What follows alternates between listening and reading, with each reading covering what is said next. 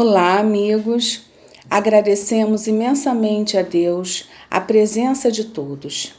Eu me chamo Simone Barros, sou tarefeira do Centro Espírita Irmã Rosa. Nesse mês de agosto, estamos trazendo o tema de estudo o desafio da pandemia, eu e o Espiritismo. E na oportunidade de hoje, vamos ouvir o nosso irmão Alberto Leitão Rosa, que também é tarefeiro do Centro Espírita Irmã Rosa. Ele nos trará esclarecimentos sobre o tema O Livro dos Espíritos, Manual de Educação. Mas antes de passar a palavra para o nosso querido Alberto, vamos fazer uma leitura edificante para a harmonização e a nossa prece inicial. A leitura de hoje está no livro Taça de Luz. Autores diversos, psicografia do nosso querido Chico Xavier. Lição 26. Educação. Emmanuel. Educa o terreno e terás o pão farto. Educa a árvore e receberás a bênção da fartura. Educa o minério e obterás a utilidade de alto preço. Educa a argila e plasmarás o vaso nobre. Educa a inteligência e atingirás a sabedoria. Educa as mãos e acentuarás a competência. Educa a palavra e colherás simpatia e cooperação. Educa o pensamento e conquistarás a ti mesmo. Sem o alfabeto, anoitece o espírito. Sem o livro, falece a cultura. Sem o mérito da lição, a vida seria animalidade.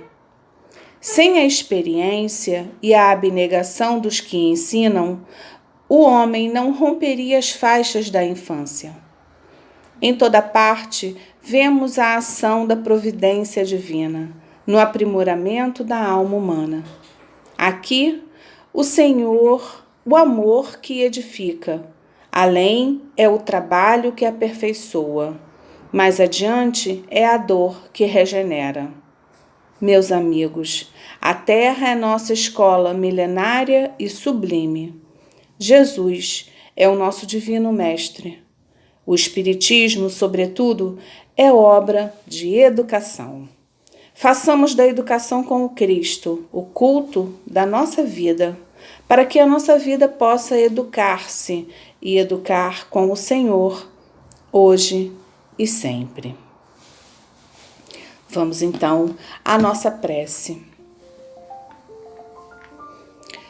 Mestre amado, Jesus, queridos amigos, trabalhadores dessa casa querida, a casa da nossa querida Irmã Rosa, que possamos nesse momento receber a paz, as bênçãos que são derramadas em cada lar, trazendo neste momento a calma, a serenidade, a tranquilidade necessária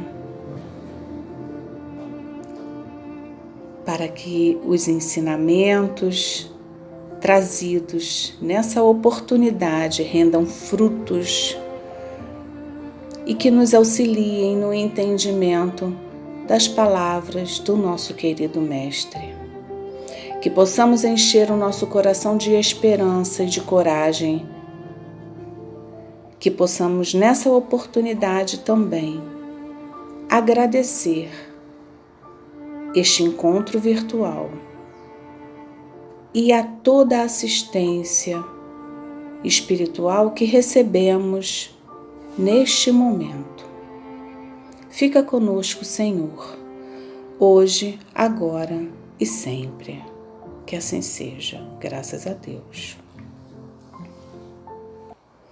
Vamos então ouvir o nosso querido irmão Alberto Rosa. Olá, minhas queridas irmãs, meus queridos irmãos. Que Jesus nos abençoe em mais esta valiosa oportunidade de estarmos aqui virtualmente reunidos para juntos estudarmos um pouco mais do Evangelho do nosso Senhor Jesus Cristo, à luz da doutrina espírita.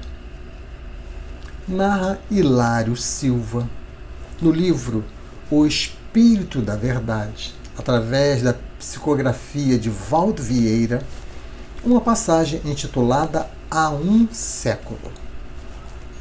Hilário Silva nos conta que naquela manhã de abril do ano de 1860, Allan Kardec fazia na sua intimidade algumas reflexões sobre o andamento da missão que lhe fora confiada. E ele estava um tanto quanto desalentado com toda a situação, pois apesar da Sociedade Parisiense de Estudos Espírita estar consolidada e também da promissora venda de livros, as dificuldades eram muito grandes, o dinheiro se escasseava, as críticas aumentavam, um volume enorme de cartas sarcásticas sobre a mesa que precisavam ser respondidas, e quando ele estava no alto do seu desalento, eis que adentra o seu gabinete a sua esposa, a doce Gabi, trazendo-lhe um pacote que acabara de chegar. Ele então toma às mãos aquele pacote, tinha uma carta e um embrulho, e esta carta ele abre e começa a ler. Era uma carta do senhor Joseph Perrier. E o senhor Perrier primeiro o saudava, dizendo para que ele tivesse forças para continuar na sua missão de esclarecer a humanidade. Depois ele passa a contar a sua história pessoal. E o senhor Perrier conta então que ele era um encadernador em Paris e que há 2 anos atrás conhecera a Antoinette, a mulher que se revelou ser a companheira ideal. Casaram-se, viviam uma vida de muita felicidade, de muita alegria. Mas que, no início daquele ano, uma sorrateira moléstia levou a sua Antoinette e ele entrou num estado de desânimo indescritível. Não confiava mais em Deus, passou a viver como um trapo humano, não conseguia mais trabalhar, perdeu todas as suas esperanças e, nesse estado de desalento, ele começou a albergar a ideia de adentrar a porta falsa do suicídio. E assim começou a namorar o rio Sena, pois não seria difícil, pois ele não sabia nadar. E numa certa madrugada muito fria, no auge do seu desespero, ele resolve cometer o ato tresloucado. E sai pelas ruas, vai até a Ponte Marie, onde pretendia jogar-se às águas do Sena. E quando ele coloca a mão direita sobre a mureta para poder impulsionar o seu corpo, ele toca num objeto, um tanto quanto molhado, que cai-lhe aos pés. Ali estava escuro. Ele tomou esse objeto, caminhou-se para perto de um poste onde tinha iluminação, e ali ele percebeu que tratava-se de um livro. E logo na folha de rosto desse livro, ele encontrou um comentário que dizia: "Esta obra salvou a minha vida. Leia com atenção e faça bom proveito." Assinado A. Laurent. O Sr. Perrier, então, decidiu adiar o seu plano, pois foi tomado pela curiosidade e resolveu ler aquele livro. E leu. E era este livro que ele agora encaminhava para Allan Kardec, colocando abaixo do comentário do Sr. Perrier o seu próprio comentário. Despede-se de Allan Kardec, desejando que ele tivesse muita força e coragem para prosseguir na sua missão. E assim, então, Allan Kardec abre aquele embrulho e viu que tratava-se de um exemplar de O Livro dos Espíritos. Viu o comentário do Sr. A. Laurent na folha de rosto: "Esta obra salvou a minha vida. Leia com atenção e faça bom proveito." E o Sr. Perrier acrescentou logo abaixo: "Salvou também a minha. Que Deus abençoe a todas as almas responsáveis pela sua publicação. E foi assim que Allan Kardec levantou-se da poltrona, sentindo uma nova luz a banhar-lhe o seu íntimo, foi até a janela, respirou e, antes de tomar a caneta para dar prosseguimento no seu trabalho, pegou de um lenço, secou uma lágrima que caía dos seus olhos. E esta é a passagem que escolhemos para colocarmos as nossas mentes, os nossos corações na sintonia da nossa conversa do dia de hoje. Vamos conversar sobre o Livro dos Espíritos, Manual de Educação. E por que desta conversa? Porque a partir do próximo sábado, todas as reuniões públicas abordarão de forma sequenciada o Livro dos Espíritos, dando-nos a oportunidade de estudá-lo mais uma vez. E hoje nós estamos, então, abrindo esse estudo para falarmos um pouco deste livro, trazermos um pouco das notícias históricas, como ele foi obtido, qual o seu conteúdo, é claro que tudo de forma muito breve por conta do nosso tempo, né? Como é a sua estrutura. Identificar que esta obra é um manual para o aperfeiçoamento humano, para encontrarmos o caminho da felicidade, ou como declarou o professor Herculano Pires no livro Pedagogia Espírita, o Livro dos Espíritos é um manual de educação. Mas como fazer bom uso desse manual é um propósito da nossa conversa? Como fazermos bom uso, né? Quando temos um manual para um determinado objeto, um instrumento, por exemplo, se colocamos o manual dentro da gaveta, de nada ele nos adiantará. Se tomamos do manual, lemos o manual, mas na hora de operar um instrumento, nós não utilizamos as lições contidas no manual, também para nada ele nos servirá. Então vamos ver como que nós podemos fazer bom uso desse manual, né? Manual de educação. Então a primeira coisa que nós precisamos rever é o conceito de educação, né? Porque esse conceito é muito limitado e muitas vezes ele não é completo, ele é distorcido entre nós. O Espiritismo é obra de educação, disse a página de Emmanuel, conforme a nossa irmã Simone leu na abertura. O Espiritismo é obra de educação. O nosso confrade Leopoldo Machado, que muito trabalhou dentro da área da educação espírita, apresenta em 1939, no primeiro Congresso de Jornalistas Espíritas, uma tese também com esse nome. O Espiritismo é obra de educação. Mas o que é essa educação? É importante que a gente entenda para daí, então, percebermos porque ele é um manual. Ora, se formos à definição de educação dada por Pestalozzi, aquele que foi o mestre de Allan Kardec lá em Yverdun, na Suíça, né? Do então Hippolyte Léon Denisard Rivail, que depois, a partir da publicação do Livro dos Espíritos, passa a usar o pseudônimo de Allan Kardec, Pestalozzi registra que educação é o desenvolvimento harmônico de todas as potencialidades do indivíduo. Aqui está um conceito breve e completo. Desenvolver de forma harmoniosa todas as potencialidades, todas as faculdades, e não somente a questão intelectual, mas principalmente a questão moral. É aquilo que o Espírito de Verdade nos fala no Evangelho segundo o Espiritismo, no capítulo de número 6, Espíritas, amai-vos, instruí-vos. Amar e instruir, isto é educação. Quando nós trabalhamos essas duas asas evolutivas, nós estamos trabalhando num processo educativo.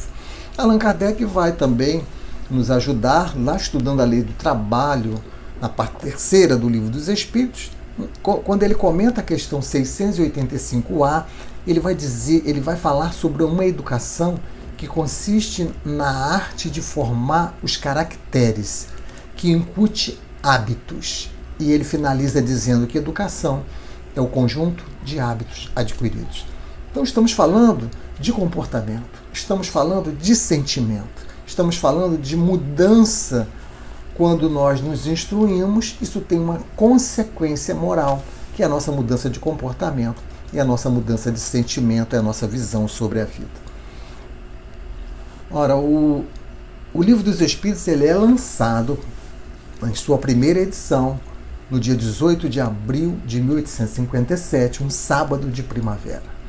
Esta edição continha 501 perguntas e ela é dividida em 3 partes: Doutrina Espírita, Leis Morais, Esperanças e Consolações.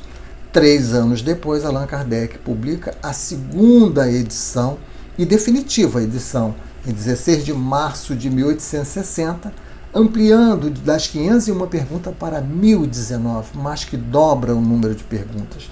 E das 3 partes ele agora divide em 4 partes. Né? Aquela primeira parte que ele tinha lançado na primeira edição, Doutrina Espírita, ele subdivide em 2, Causas Primeira e Mundo Espiritual. Mantém a parte Leis Morais e mantém Esperanças e Consolações. Então a obra, hoje, que nós temos em nossas mãos, ela tem 1019 perguntas e ela se divide nessas 4 partes. E para que a gente tenha noção de como foi obtida essa obra, né, da forma, né, como Kardec se utilizou para montar o Livro dos Espíritos, vamos nos recorrer a uma nota que ele coloca no Prolegômenos, ou no prefácio, na introdução, da primeira edição de O Livro dos Espíritos. Lá ele vai dizer que os princípios contidos no Livro dos Espíritos resultaram de perguntas diretas que foram feitas aos espíritos, mas também de instruções que os espíritos deram espontaneamente. É importante a gente já entender isso, porque vamos ver então que temos perguntas que Kardec fez e os espíritos responderam à pergunta, e temos comunicações espontâneas que Allan Kardec vai então formular uma pergunta que se encaixasse com aquela resposta. É isso que nós compreendemos dessa nota que ele coloca. Kardec, nesta nota, vai ainda dizer que a obra é um conjunto regrado e metódico. Então tem uma regra, tem um método, tem uma estrutura, tem um encadeamento pedagógico, não o processo pedagógico para facilitar a compreensão do educando, né? E ele diz também que tudo foi revisto e corrigido pelos espíritos. Ou seja, a obra, como ele chama, é o livro dos espíritos, mas há a sua participação como encarnado de forma muito ativa, como vamos ver, e podemos concluir que esta obra foi escrita a 4 mãos, Allan Kardec e os espíritos. Na segunda edição, também no Prolegômenos, Kardec vai repetir mais ou menos todos esses dados que relatamos, acrescentando que foi utilizado um grande número de médiuns, né, que as instruções espontâneas foram dadas a ele e a outras pessoas, porque ele se correspondia com muitos centros espíritas, né. Vai novamente falar que é um conjunto regular e metódico, e vai falar de que houve revisão cuidadosa dos espíritos, várias vezes em seguida, vai dizer Kardec, e que tudo foi corrigido pelos espíritos. Que essa segunda edição mereceu deles um novo e meticuloso exame. Então, mais uma vez, mostrando que a obra é a 4 mãos, os espíritos e Allan Kardec. Aqui ele explica que a estrutura, que na primeira edição eram 2 colunas, né, que não vamos aqui entrar em muitos detalhes, mas a partir da segunda e definitiva edição, Allan Kardec vai explicar que ele vai apresentar as perguntas e, entre aspas, ele vai apresentar a resposta dada pelos espíritos. Importante a gente entender, o que está entre aspas é literalmente o que os espíritos disseram.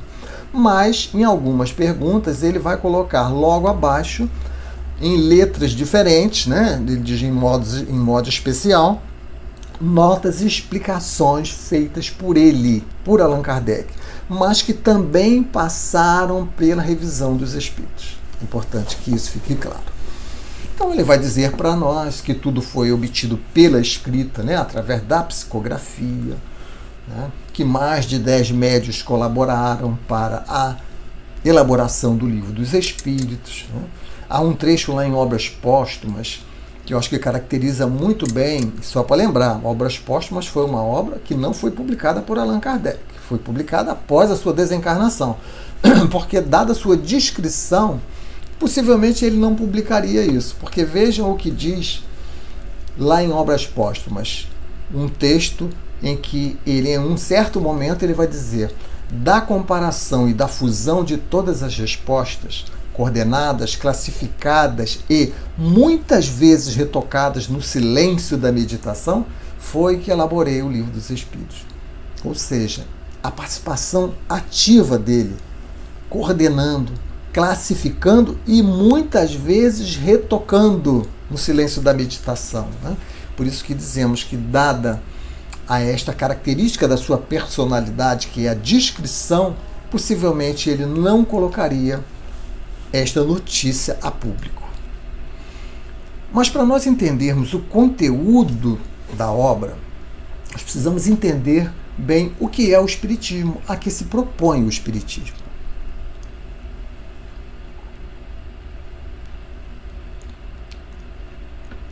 Quando vamos na obra O que é o Espiritismo, publicada por Kardec em julho do ano de 1859, Kardec vai trazer lá uma bela definição de Espiritismo que não temos uma outra melhor, a nosso ver. Ele vai dizer: o Espiritismo é ao mesmo tempo uma ciência de observação e uma doutrina filosófica. Como ciência prática, ele consiste nas relações que se estabelecem entre nós e os espíritos. Como filosofia, ele compreende todas as consequências morais que dimanam dessas relações. O que Kardec está dizendo aqui é que o Espiritismo é uma ciência que observa. Desta observação, isto vai originar uma filosofia, um questionamento. E deste questionamento, isto vai originar consequências morais, mudança de comportamento e sentimento. Estão lembrados do que Kardec disse lá no início, que educação é o conjunto de hábitos adquiridos? Então é esse o propósito da doutrina espírita, fazer com que cheguemos até as consequências morais. Porque de nada adianta nós pararmos na ciência ou na filosofia. A ciência leva a filosofia, e a filosofia deve levar às consequências morais, que, em uma palavra, é mudança de comportamento, é mudança de sentimento, é mudança de maneira de ver a vida. Então, é isto que se propõe a doutrina espírita. E, por isso, a obra tem uma estrutura. Esta estrutura vai se propor a passar por esses passos. Da ciência levar à filosofia, da filosofia levar a consequências morais, ou, se quisermos, chamar de religião, como Kardec depois vai também chamar, né? Essa estrutura didática, ela foi profundamente estudada pelo nosso amigo Cosme Massi, que publicou uma obra intitulada A Estrutura Didática do Livro dos Espíritos, que recomendamos a todos a leitura, porque lá ele vai explicar com muita profundidade o que aqui brevemente nós vamos falar, retirado de lá da obra dele, né? Então, ele toma o capítulo 1 do livro A Gênese, no item 14, quando Allan Kardec vai dizer, em certo momento, que fatos novos se apresentam, que não podiam ser explicados pelas leis conhecidas. Então, o Espiritismo observa, compara e analisa esses fatos, e, remontando dos efeitos às causas, chega à lei que os rege. Depois, deduz as consequências e busca as aplicações úteis.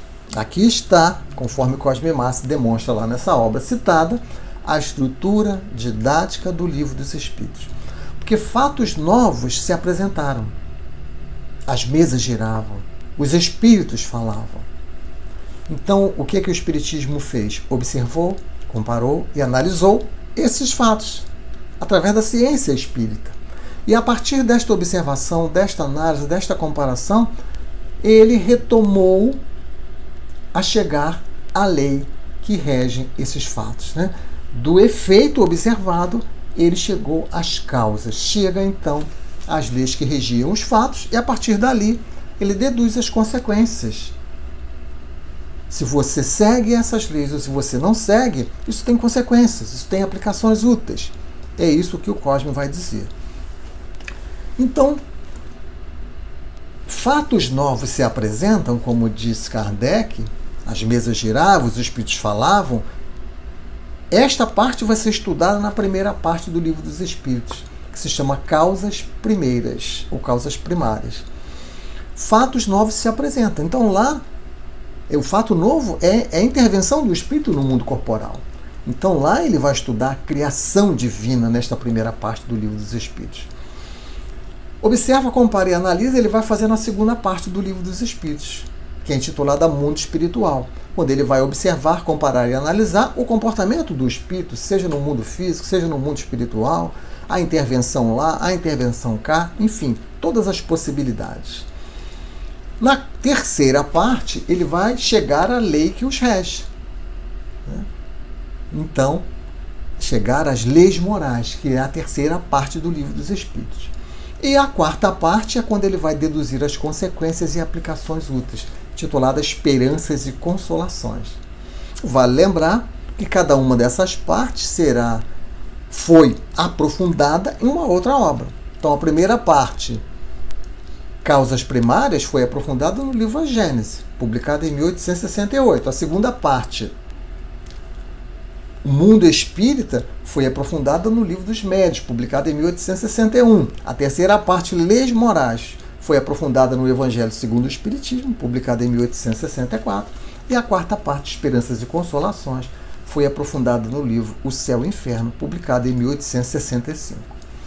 Então, esse conjunto regrado e metódico que Allan Kardec se refere, como lemos lá na nota do Prolegômenos, ele se compõe de uma introdução ao estudo da doutrina espírita. Percebam que não é uma introdução à obra, é uma introdução ao estudo da doutrina espírita, onde Kardec, nessa introdução, que é composta de 17 itens, principalmente ele vai apresentar refutações às críticas que a doutrina espírita recebia. Então, nos itens iniciais, ele vai falar da terminologia, ele vai falar dos fenômenos mediúnicos, ele vai fazer um resumo da doutrina espírita, até o item 6, e do 7 até o 17 ele vai, então, refutar as opiniões que atacavam o espiritismo. Então, a introdução ao estudo da doutrina espírita é como se Kardec ali colocasse justificativas para nós continuarmos e lermos a obra por completo, né? Ali ele faz uma defesa do espiritismo nessa introdução ao estudo da doutrina espírita. Depois veio o Prolegômenos desta edição, né, que é uma introdução, é um prefácio, vamos falar um pouquinho dele mais à frente. Depois vem as 4 partes, como já falamos. A primeira parte, Causas Primeiras ou Primárias, são 75 perguntas. A segunda parte, O Mundo Espiritual, são 538 perguntas. A terceira parte, Leis Morais, que são 306 perguntas. A quarta parte, Esperanças e Consolações, que são 100 perguntas. E a conclusão, que são 9 itens. Ora, nesse Prolegômenos, a que já nos referimos, há a assinatura de vários espíritos ao final. É uma mensagem. Ao final dessa mensagem, nós vamos encontrar os nomes São João Evangelista, Santo Agostinho, São Vicente de Paula, São Luís, o Espírito de Verdade, que é Jesus, que é aquele que comandava todos, né? Sócrates, Platão, Fénelon, Franklin, Swedenborg, etc, etc. É uma bela mensagem, esse Prolegômenos, que recomendamos a leitura, o estudo. Mas de lá nós tiramos apenas um pequeno parágrafo para mostrar, mais uma vez, o conteúdo da obra. Quando lá os espíritos vão dizer assim: nele pusemos as bases, no Livro dos Espíritos, nesta obra, neste livro, nele pusemos as bases do novo edifício que se eleva e que um dia há de reunir todos os homens num mesmo sentimento de amor e caridade. Ou seja, o objetivo do Livro dos Espíritos é unir os homens em um sentimento de amor e caridade. O que é isso senão educar? Daí ser um manual de educação. Na conclusão do Livro dos Espíritos, Allan Kardec vai fazer uma análise do que o Espiritismo já havia produzido e vai fazer uma projeção do que ele seria capaz de produzir no futuro. E mais uma vez, ainda nesta conclusão, que são 9 itens, como já havíamos dito, ele vai mais uma vez se aproveitar para refutar os detratores, coisa que ele já tinha feito lá na introdução ao estudo da doutrina espírita, como falamos. Importante a gente entender como fazer bom uso desse material, né, desse manual.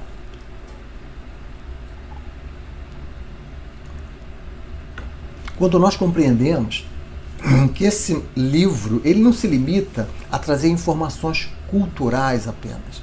Ele vai levar o estudante, vai nos levar a nos formarmos moralmente e espiritualmente.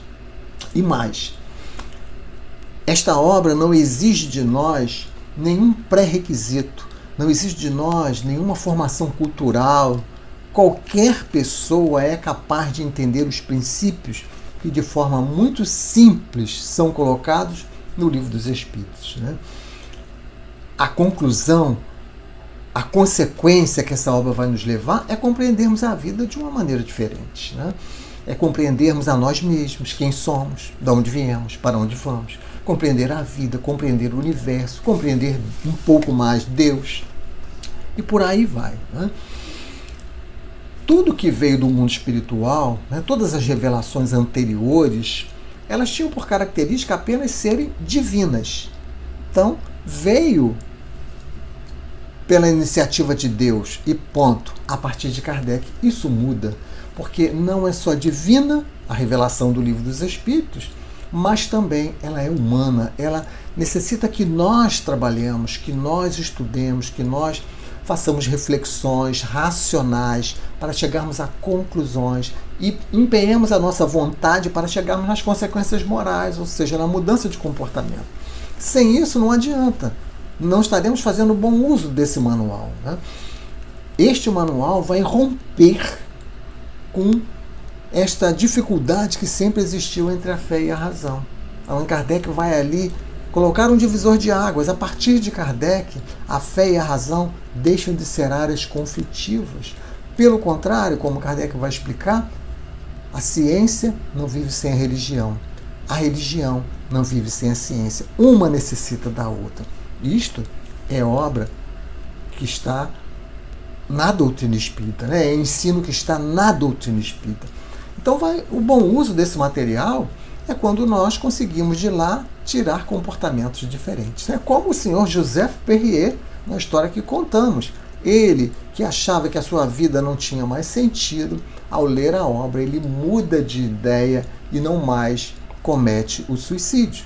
Então, esta obra vem para fazer com que a gente viva mais feliz, que nós tenhamos novas informações que façam a gente mudar a nossa maneira de pensar e de agir, por exemplo, diante do momento que estamos vivendo, diante da pandemia. Então, nesta obra, nós vamos encontrar recomendações valiosas, porque a obra ela tem por meta principal aquilo que era o tema central da pregação de Jesus, que era revelar o reino de Deus.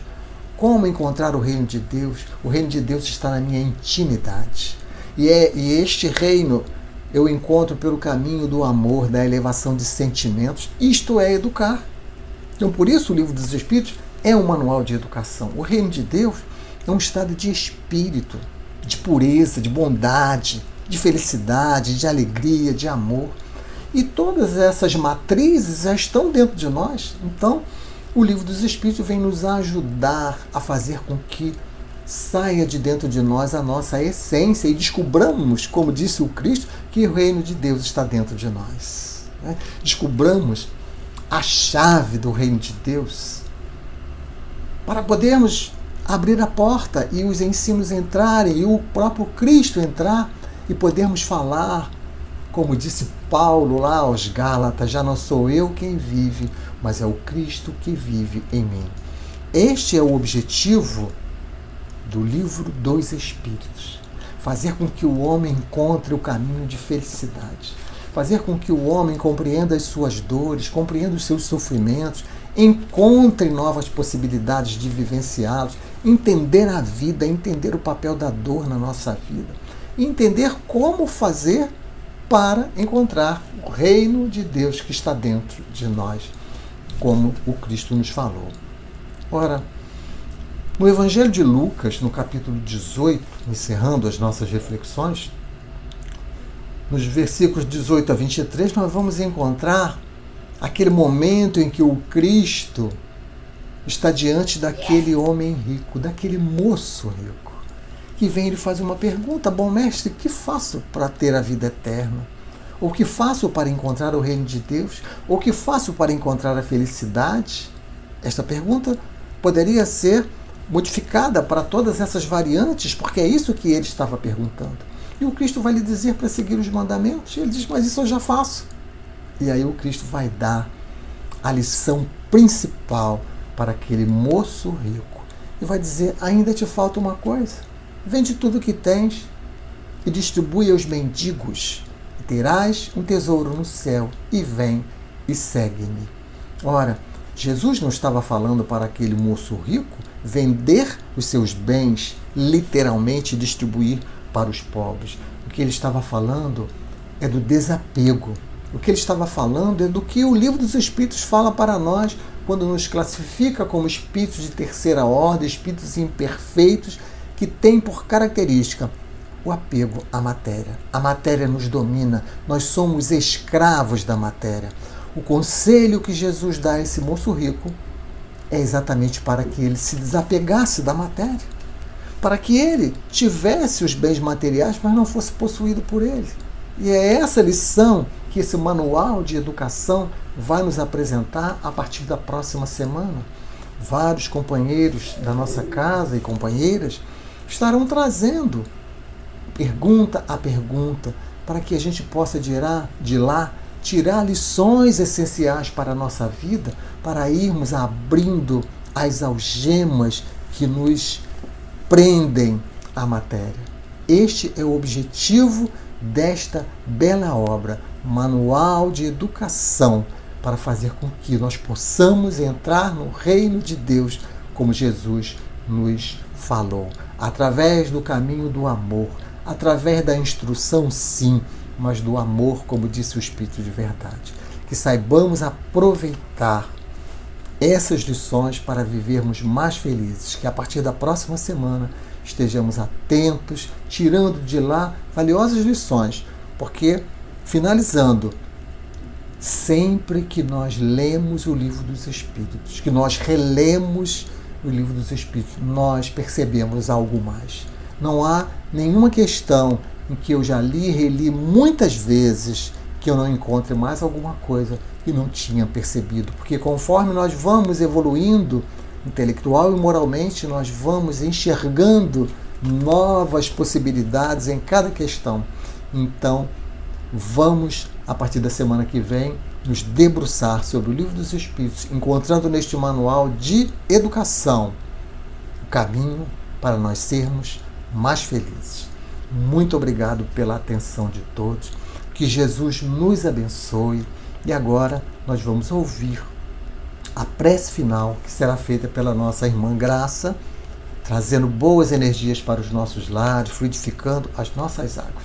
Que possamos nos concentrar nesta prece para recebermos os benefícios. Muita paz a todos. Até a próxima oportunidade.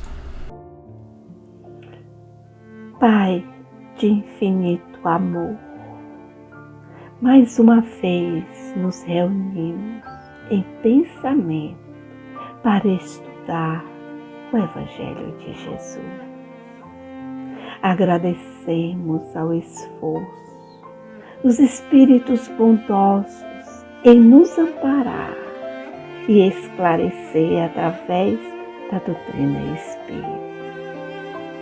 Neste momento em que estamos recolhidos e protegidos em nossos lares, através da internet, tivemos a oportunidade de banhar nossa intimidade com a água do esclarecimento e do consolo.